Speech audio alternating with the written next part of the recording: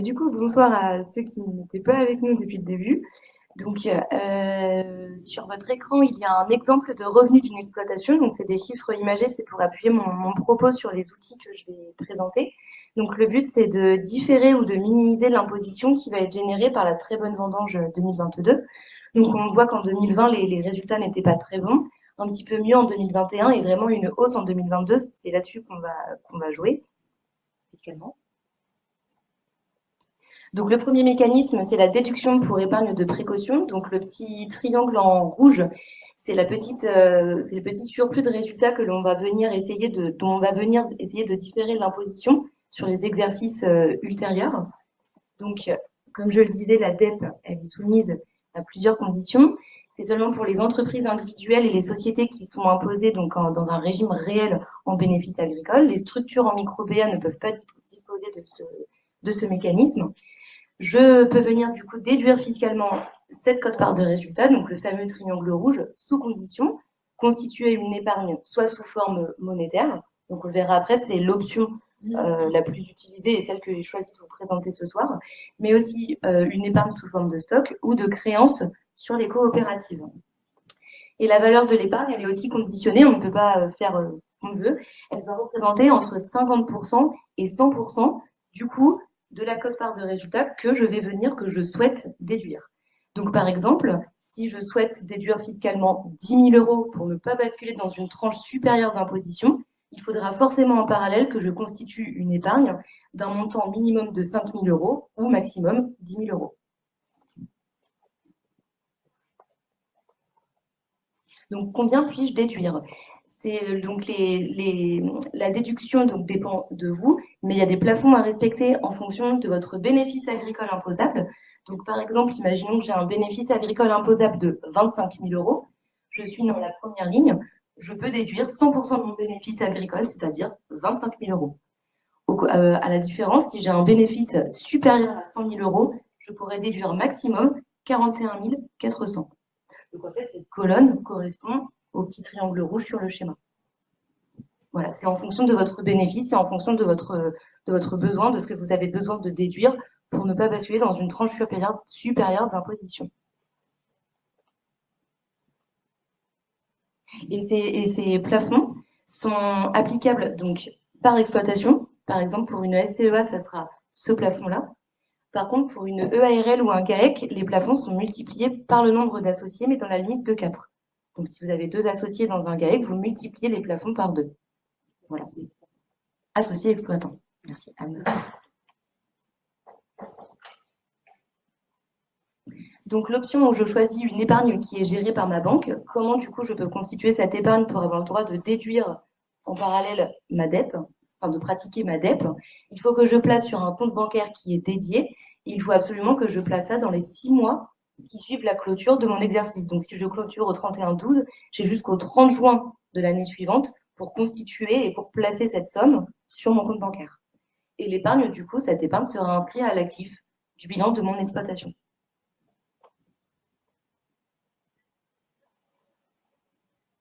Et puis ensuite, donc toujours mon petit triangle rouge, ma petite quote-part de résultat, donc j'ai rempli toutes les conditions que j'ai réussi à déduire. Je vais avoir la condition, je vais avoir quand même 10 exercices pour la réintégrer au fil du temps dans mes exercices, au choix, mais j'ai maximum 10 ans pour la réintégrer et à un moment donné pour la fiscaliser. Mais peut-être que dans une autre année, j'aurais fait un bénéfice moins bon et du coup, j'imposerai ce petit surplus dans une tranche d'imposition plus basse que celle dans laquelle j'aurais dû imposer l'année où j'avais fait un très très bon bénéfice. Donc là, je vous ai mis un exemple.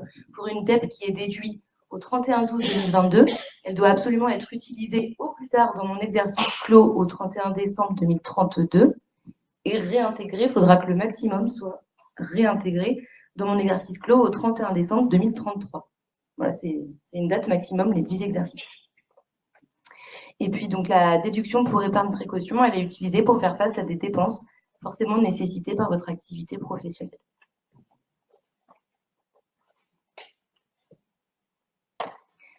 Un autre mécanisme maintenant, ça s'appelle le système de la moyenne triennale. Donc, toujours avec mon schéma, avec mes revenus.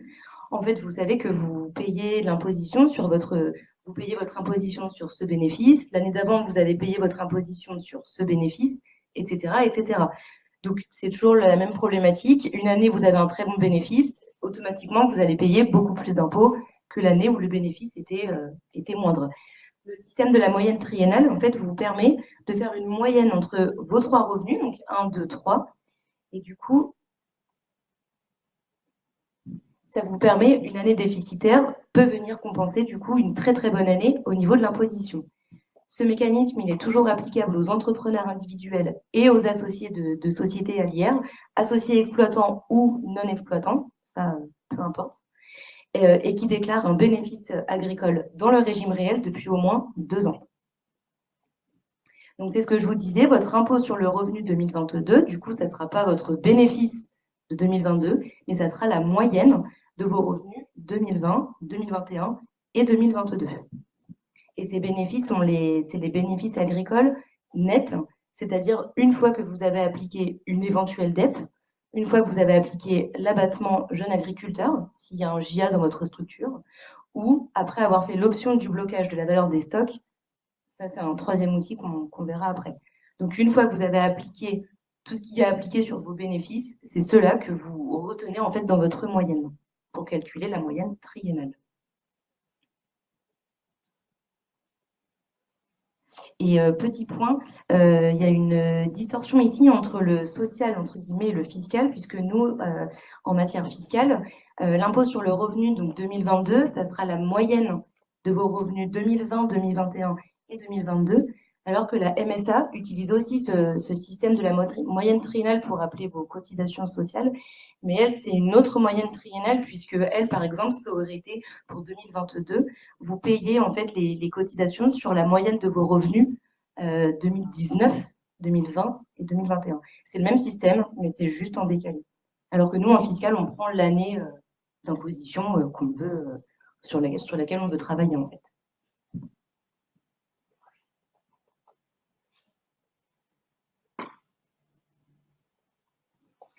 Un autre outil maintenant, donc c'est l'étalement du revenu agricole exceptionnel.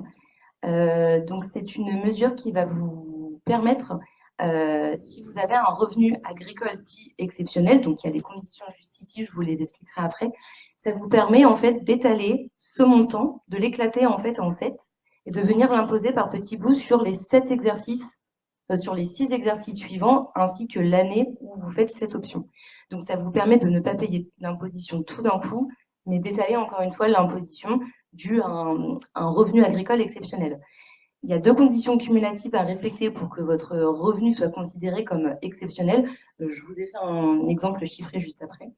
Il doit absolument être supérieur à 25 000 € et il doit dépasser en fait un seuil par rapport à la moyenne de vos revenus agricoles antérieurs. Donc, vous n'aurez pas forcément tous le même montant agricole exceptionnel. L'inconvénient majeur de ce dispositif, c'est qu'il n'est pas cumulable avec la moyenne triennale. Donc après, c'est au cas par cas, c'est dans vos structures. Soit c'est plus intéressant pour vous de faire cet étalement, sachant que c'est en une fois, soit vous faites le système de la moyenne triennale.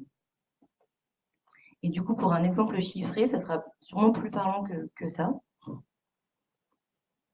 Donc, admettons que le cumul de mes bénéfices agricoles en 2021, 2020 et 2019 fasse 60 000 €. Ma moyenne, c'est donc 20 000 €. Pour que je puisse, en 2022, estimer que j'ai un revenu agricole exceptionnel, il faudrait que ce revenu, du coup, soit supérieur à 1,5 de cette moyenne. Donc, ça ferait 30 000 €. Et comme il est aussi supérieur à 25 000 €, si j'ai un revenu agricole de 30 000 €, dans mon cas à moi, dans ma structure, il sera considéré comme exceptionnel. Je pourrais venir du coup l'étaler sur 7 et du coup, pendant 7 ans, réintégrer seulement 4 285 € au lieu d'avoir les 30 000 € d'un coup en 2022 qui va générer une forte imposition. Voilà. On vient un peu éclater l'imposition de mon revenu agricole exceptionnel.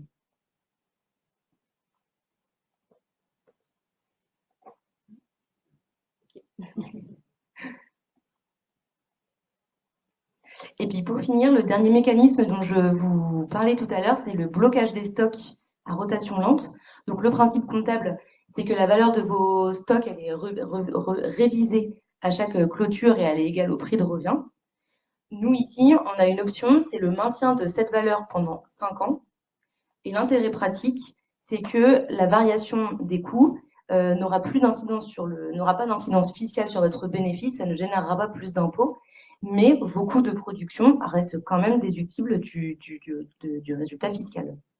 Et donc, en pratique, ça permet en fait d'imposer vos stocks seulement quand ils seront vendus et non pas quand ils prendront un peu de la valeur avec la fluctuation des prix. Voilà. J'en ai fini.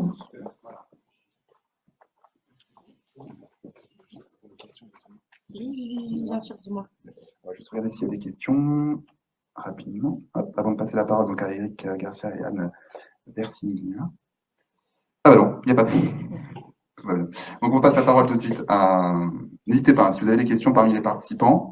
Je vois que vous êtes une trentaine à être inscrits. Alors oui, il y a des questions présentes dans la salle. Juste une petite question sur la production des parts. On peut le faire chaque année si on l'a déjà fait l'année dernière. Oui, vous pouvez le faire chaque année. À condition à chaque fois de replacer, voilà, et de réintégrer et de reconstituer l'épargne pour avoir le droit de déduire. Mais oui. Alors après, je crois qu'il y a un plafond pluriannuel de tête, c'est 150 000 euros. C'est-à-dire que tant que vous n'avez pas dépassé un plafond pluriannuel de 150 000 euros, vous pouvez rajouter une nouvelle dette chaque année. Mais globalement, quand vous cumulez toutes les dettes réalisées, vous ne pouvez pas avoir dépasser 150 000. Vous ne pouvez pas dépasser 150 000 euros. Par associé exploitant. Par associé ou par exploitant. Voilà. Donc vous pouvez tout à fait réaliser 2 dettes consécutivement. Bien entendu, il faudra quand même se poser la question de la réintégration future. Et donc c'est vrai que c'est un outil qui est très intéressant, surtout dans un contexte de résultats un peu exceptionnels, où lorsque l'on anticipe, soit parce qu'on va avoir une diminution du résultat compte tenu de la transmission progressive de l'entreprise, soit qu'on va avoir la mise en place d'une société à l'IS sur une partie des activités. Voilà, il y a des choses comme ça qu'il faut intégrer. Et sinon, dans le contexte d'aujourd'hui, c'est vraiment un outil pour traiter le revenu 2022 qui sera vraiment conséquent compte tenu de la belle année viticole qu'on vient de connaître. Alors, je précise quand même que le revenu viticole 2022, lié à la vendange 2022, il sera pour certains comptabilisé au titre de l'année 2022 lorsqu'on est en clôture à l'année civile ou au 31 octobre. Par contre, pour tous les exploitants viticoles qui ont un exercice qui clôture au 31 juillet, bah, la vendange 2022, elle sera déclarée dans l'exercice 2022-2023, donc au 31 juillet 2023, au titre de l'année 2023. Donc ça veut dire que pour certains, on va agir très rapidement au titre des revenus 2022, et pour d'autres, les mesures sont à prendre au titre de l'exercice 2022-2023. Voilà. Donc ça, c'est un petit peu les particularités en fonction de la date de clôture.